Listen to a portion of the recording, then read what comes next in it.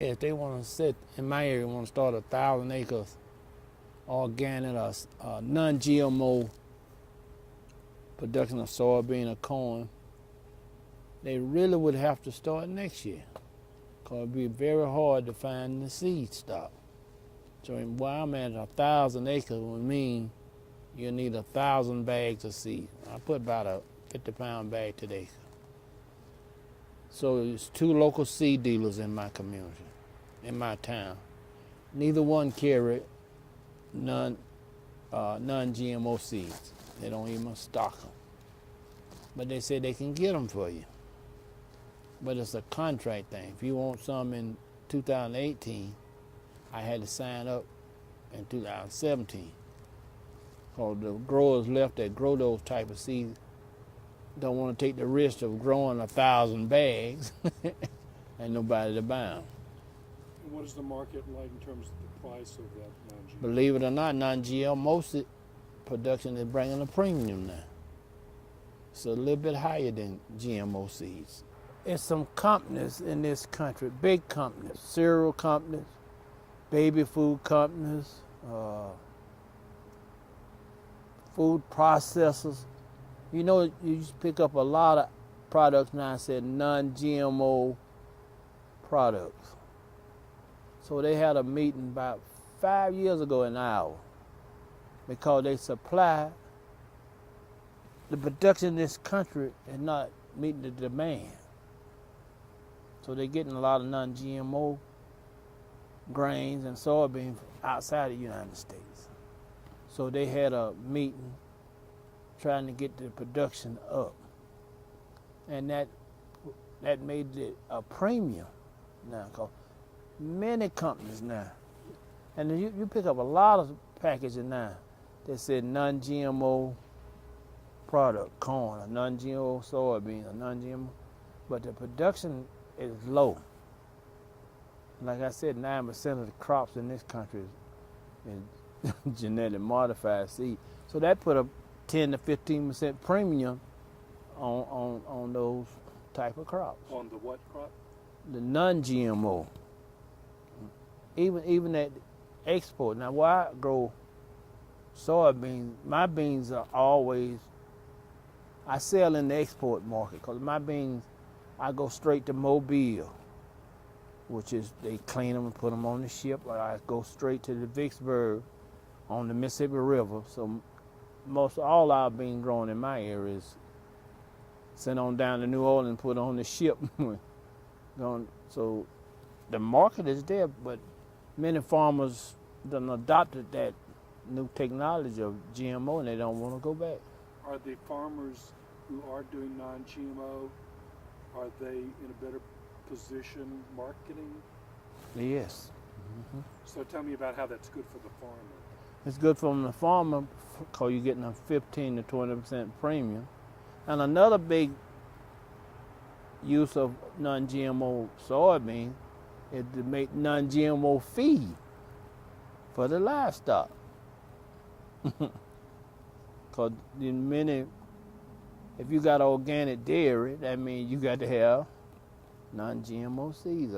So that's putting the pressure on it. So that's a great premium for the dairy farm. For the dairy farm, and for us as grain farmers, because the feed industry want non-GMO. So where do you think it might be, that market be 10 years from now? I look for it to grow, because I talk with many farmers in the grain growing area of Illinois and Iowa and all through there. They're increasing their acreage for export and for for consumption in the United States. So those seed cleaning and storage company was family owned. You know, here a farmer growing 1,000 acres of soybean. So on his own farm, he built a seed cleaning and storage place. Then he would do that for other farmers.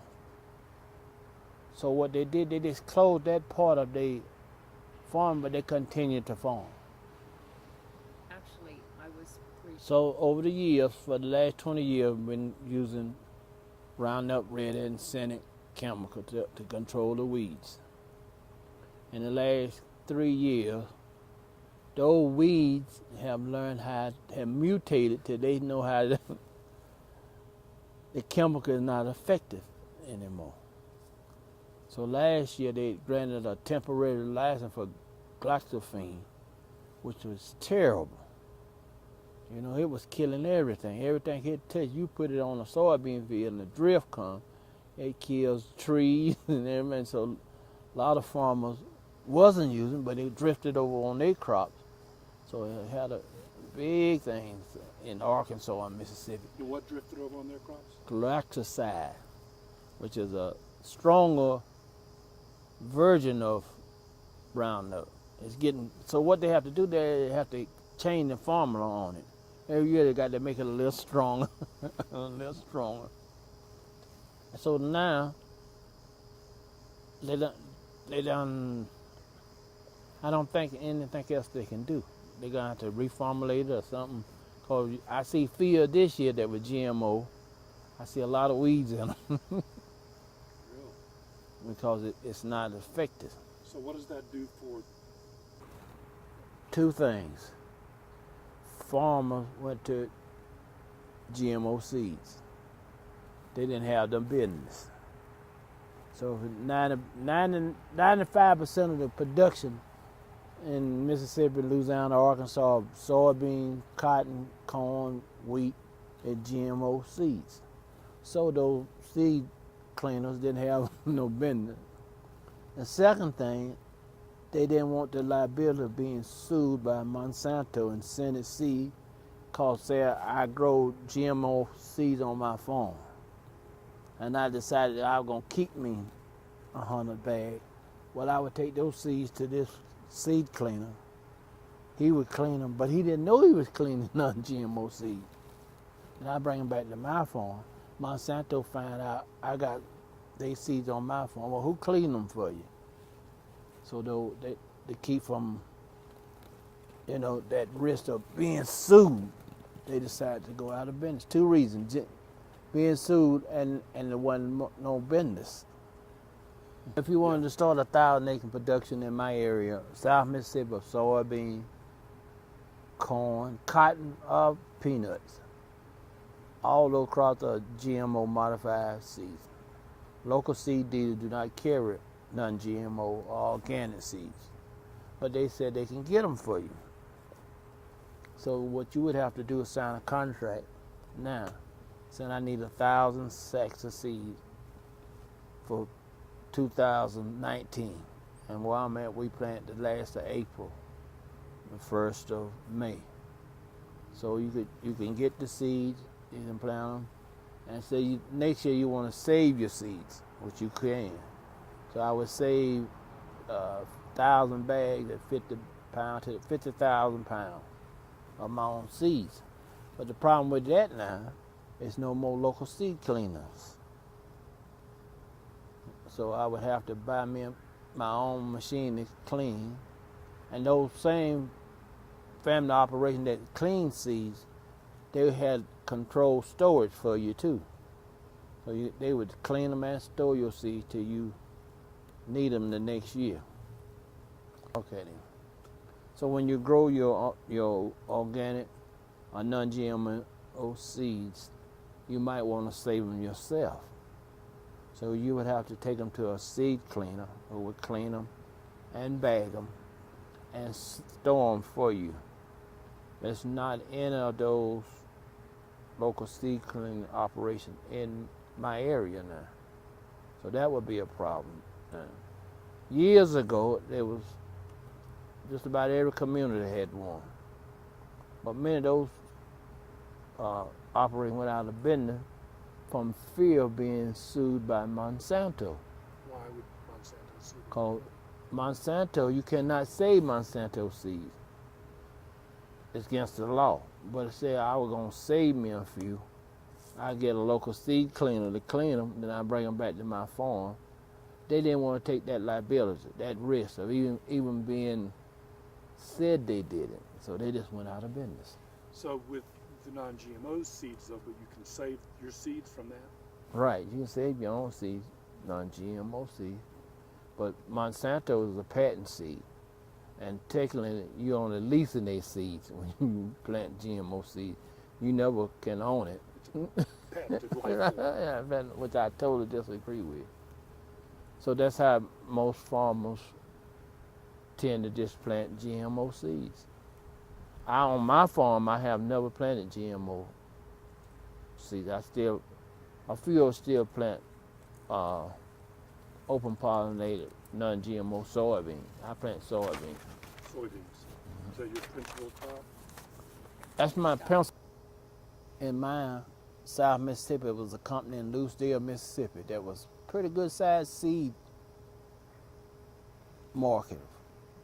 And Monsanto, no, Louis Dreyfus bought the company and called all the farmers in and said, well, we're not going to change nothing. We're going to keep it open. You get to hear about. In a year's, 2 years' time, the place was completely closed, tore down, out of business. They just bought it to lessen competition. And has that happened with other seed? all of them in Mississippi. So give me that in a sentence. In Mississippi, I would say 95% of those type of family seed cleaning is out of business. Not just seed cleaning, seed selling. So I mean seed retail place where you Okay. where you Yeah. go Yeah. seed Repeat us now. places where you could go buy seeds. Okay, so the whole sentence from the beginning. So I would say 95% of those local seeds retail and where you could go as farmer is out of business. And tell me the story again about who bought them, where'd they go? Most of them are bought by large corporations, seed corporation, and they would tell us they're gonna stay open and stay in business. But we as farmers were whispering to ourselves that ain't true, and they bought them to lessen competition.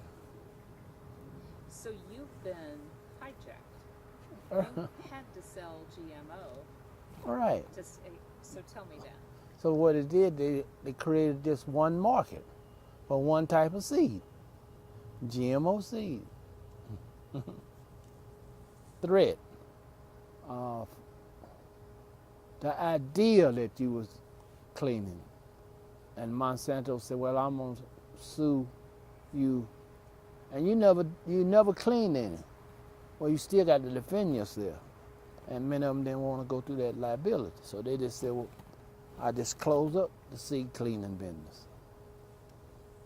So if you want to save your own seeds, when you harvest and you say in a 50-acre field, and you know a strip in that field is good quality seeds. So when you get to that section of that field, you save those seeds. So you would have to clean them, which simply mean getting all the noxious weeds and things out to 99% purity. You can either put them in 50-pound bags or they make a big bag that'll hold 1,000 pounds. But you got to store them in a controlled climate because they can't get moisture in them. They can't get too dry till the next season. So you have to have a place to store them. And where do you store them? In my case, I'm gonna build something like a storage house that can store maybe 50 or 100 sacks. And it's simple built. It's just you wall it up with where insects can't get in first. Up top, you leave a vent where the air can circulate, like that. And can you sell your non-GMO seeds to other farmers? Do you do that? I probably could, but Another myth is that communities around the globe don't have the capacity to feed themselves. They did for centuries. It's actually corporate greed and international food treaties that have led to a dependency and have led to famine. There's plenty of food produced. There is significant localized knowledge. We just need, again, to reinvest in regional food systems, taking away international corporate control of food systems so that farmers in Kenya are not growing flowers for the New York City marketplace, but are growing food for their neighbors. my introduction, or my first foray into distribution, was I used to drive a Buick Park Avenue up to exit 19 on the New York State Thruway, meet a livestock farmer named Milton Rodewald, who was farming in Greenwich, New York, right outside of Albany. That was our halfway point, and I would pick up coolers from him, and I would have stops all along the way. I'd have a couple stops in the Bronx, a couple stops in Queens, and then finish off selling a couple halves or quarter lambs in Red Hook, Brooklyn, where I was living and working at the time. Now that's not an efficient process, but that was a lifeline for Milton to get his products down into the city. Infrastructure that's dedicated to local distribution is the essential missing piece to getting more regional products to consumers in the city where there is huge demand. This concept where we need GMO technology to feed the world is a myth. It's actually not a myth. It's a lie that's being perpetrated by seed companies. And too few of our seed companies are in control of our global seed supply. Great example of this is we work with senior centers in New York City. They're actually one of our better wholesale customers. We recently got a grant through the USDA, a local food promotion grant, to create a teaching kitchen so this one senior center chef can teach others how to transition from frozen and meat-based protein to fresh, locally sourced products with higher nutrient content and move away from less healthy diets for seniors that actually have significant diet-related illness and dietary needs. So what she was able to do, this is a woman named Lynn Laughlin at the Lenox Hill Senior Center. She should be known globally because she is a hero. She was able to quantify that if she were to buy heritage variety wheat seeds, when she was able to buy heritage variety, organically grown, mind you, heritage variety wheat berries that cost a little bit more pound for pound than the Uncle Ben's rice that she was serving her seniors, she could actually buy less of it, saving her money because it was so nutrient dense that with using less product, she could actually exceed the nutrient requirements for the seniors that she was feeding on a daily basis. And you bumped Is the the light camera. okay? No, but Yes, and you. Our work at Green Market Co. has allowed some of our farmers who were relying on the retail marketplace, who saw their sales stagnate there, think about creating new wholesale channels and having viable channels to distribute those products into the New York City marketplace. We've had other farmers who, for decades, had relationships with traditional wholesalers, lost those relationships, and they were left without an access point. And having us available sort of allowed them to survive in that interim. We tend to pay about 30% more higher prices, and on top of that, not take commission out of what we're paying farmers. So for even farmers who are relying on wholesale, even if they're selling about $150,000 to $200,000 to us, that's a significant increase in what their annual incomes are.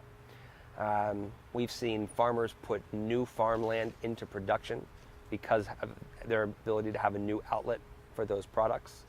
We are now identifying relationships with downstate buyers, hand-holding those relationships with the producers, helping the producers develop enterprise budgets around those individual products, and create those new wholesale relationships for growers and buyers alike. It's not easy for buyers to deal directly with farmers either, just like it's not easy for farmers to deal directly with buyers.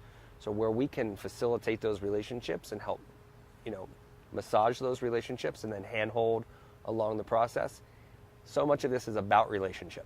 And so where we can, again, facilitate those and nurture those, it's a key resource that we're able to play. does any specific example come to? We provide a few crucial resources and services to regional farms. One, we're helping them think about logistics to get their food into the city. Secondly, we are their downstate marketing arm. We are drumming up business for them. We're not holding inventory at this current moment. So we sell what we know that the farmers are able to provide. And lastly, we're providing that last mile distribution, which is essential in the food chain. And what does this allow the farmers to do? It allows them to farm. It allows them to send a truck. Our network. Yeah, our network allows farmers to. Okay. Our network, having efficient wholesale infrastructure and channels that are dedicated to regional farmers allows those farmers to do what they want to do best, farm. They don't want to have to come in and set up and sell in the city. They don't want to have to navigate traffic, which all of these things add costs and frustration to their businesses. This allows them to fill a truck, send that truck to us, get paid maximum return for what they're sending in, and do the same thing the next day. And that is how we begin to chip away at the wholesale system. So it Okay, now. Rogelio also grew a significant amount of serrano peppers. So he turned to us to find an outlet for those peppers. And we created a hot sauce specifically using both his peppers and serranos from community gardens throughout the Bronx called the Green Market Bronx Hot Sauce, but also was able to connect him to Mexican specialty stores and to restaurants that were looking for serranos. He would have never been able to sell those products through the traditional wholesale. One, language-wise, there were barriers. Two, he probably would have never been able to make those relationships with those wholesale buyers. And three, he would have never got a price that would have made it worth his while. So now Rogelio has the kale chip on one, he has the serrano pepper outlet, and with his other products, he's able to come back into the retail markets. So he has a diversified revenue stream on both the wholesale side and the retail side. back up and start great. this. So for the last 42 years, we've been working on a two-part mission, which is to help keep small regional farms viable by being able to sell directly to a New York City consumer. And on the other side of that is to ensure that all New Yorkers have a steady supply of access to regionally produced foods. We have one of the largest food access programs in a farmer's market in the country. We do a lot around youth education, farmer technical assistance, beginner farming training, specifically for immigrant and socially disadvantaged farmers, and a host of other projects as well. We don't need genetically modified rice that has vitamin A in order to address nutritional needs. We need heritage variety wheats and other types of grains that are more resilient to climate change and that farmers can grow, and that we can save that seed technology in our own communities and perpetuate health rather than dependence upon 3 companies. So the myth, or we can say the lie, that we need GMO technology to feed the world, I'll tell you a story about how we can flip that on its head.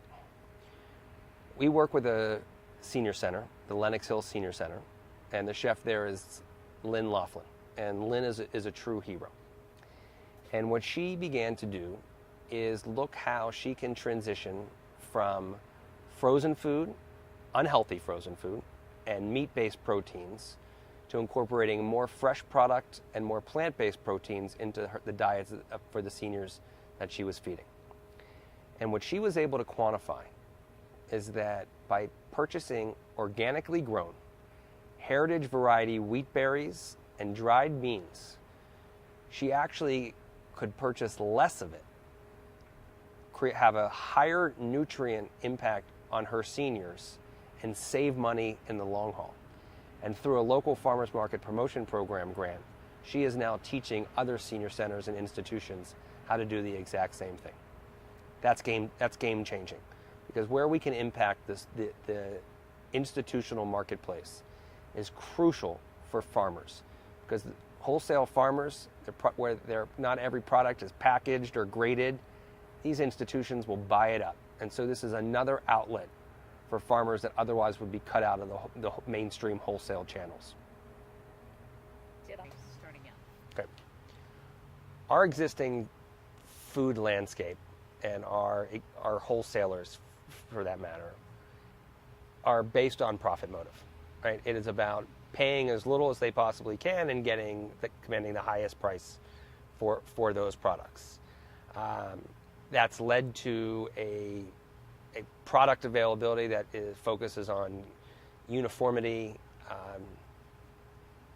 where food is harvested before it's nutritionally mature so it can be stable along the shipping process, or that those products are covered in wax or other chemicals to preserve them. And again, there's no prioritization of who the producers are, the biodiversity, the land that is giving us those products. And so what we are creating is an alternative model where the producer is who's valued.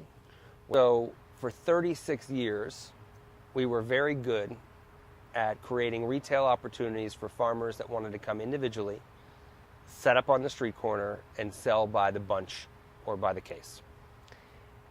And starting with 11 producers, became 240 producers. We operate 2,700 individual market days a year.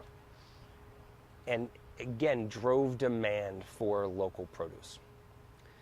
On a good day, that represents 2% of food sales in New York City. The overwhelming majority of how we purchase food comes through wholesale channels. And yet those wholesale channels are not set up to prioritize farmers or to make sure that food is equitably distributed, in my case, throughout New York City. So about 8 years ago, we began looking at how we can set up our own distribution to support smaller growers, but also mid-sized growers. And in New York State, we are losing mid-sized growers 1 every 3 days. When you lose a 10-acre farm, it's terrible. When you lose a 600-acre farm, it's devastating. And so we began to look at ways that we could, again, part of that two-part mission, increase farmer profitability and make sure that all New Yorkers have access to their products. So we began distributing out of warehouses. And we started off with 12 borrowed pallet spaces. We are now operating out of 5,000 square feet in the Bronx, and we're in the process of building a 70,000 square foot facility. And what we have found is that it's very hard to be profitable when you are paying farmers the cost of production, plus what they need to stay in business, and making sure that all New Yorkers can afford that product. But we're not finding that alone.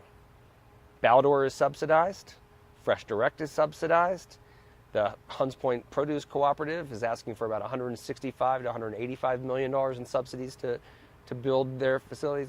And these are places that are not paying top dollar and are only distributing to the higher income communities.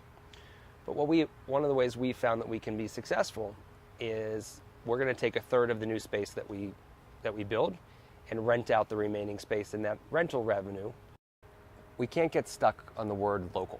We're talking about food systems that are based on values.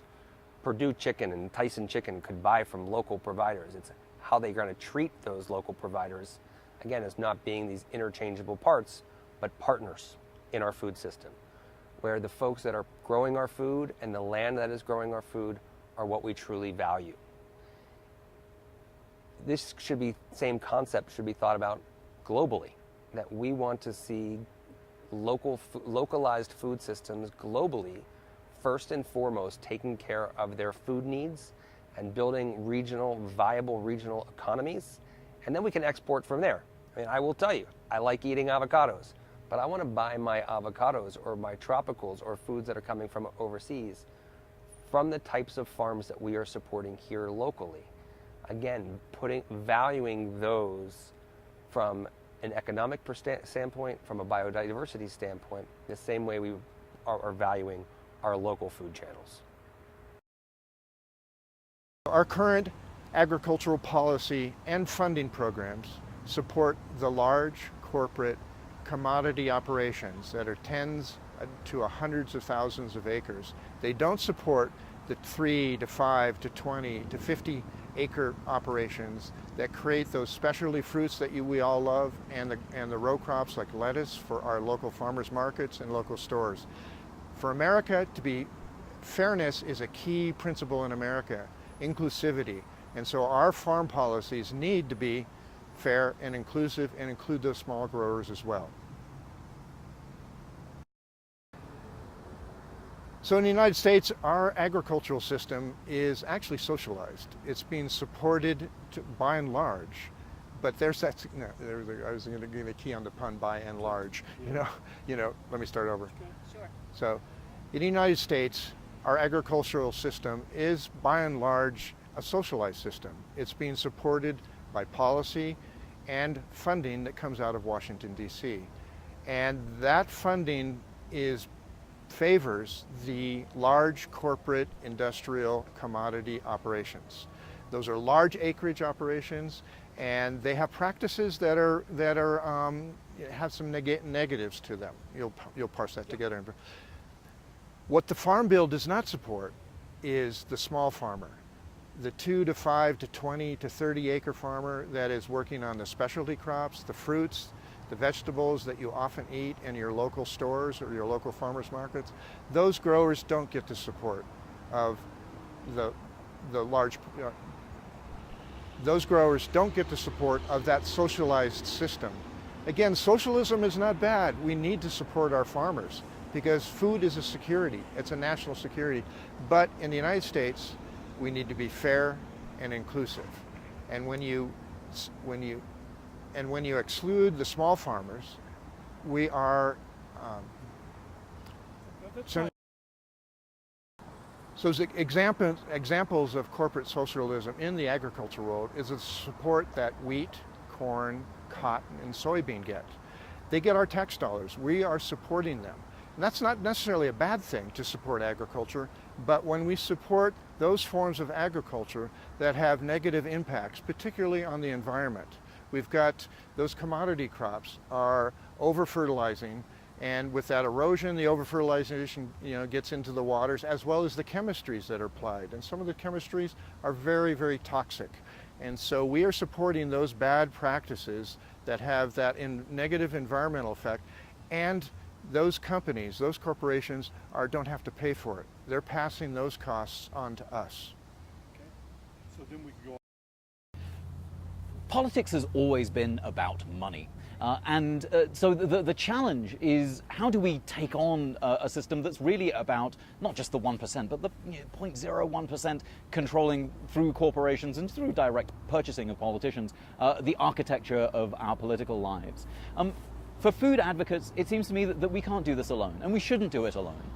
We need to find alliances of like-minded people who are serious about climate change, who are serious about economic justice, who are serious about gender and racial justice. And the good news is that there are many of those people, whether it's the National Family Farm Coalition and La Via Campesina, the international peasant movement with 200 million members, or whether it's through the Movement for Black Lives, or whether it's about 350.org, the organization fighting for climate justice.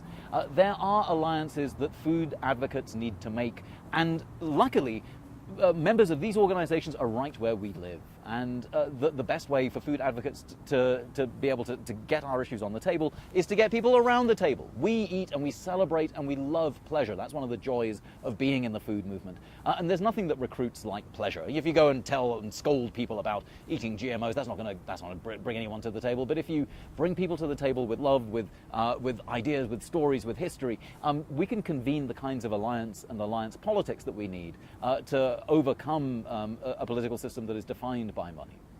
Right.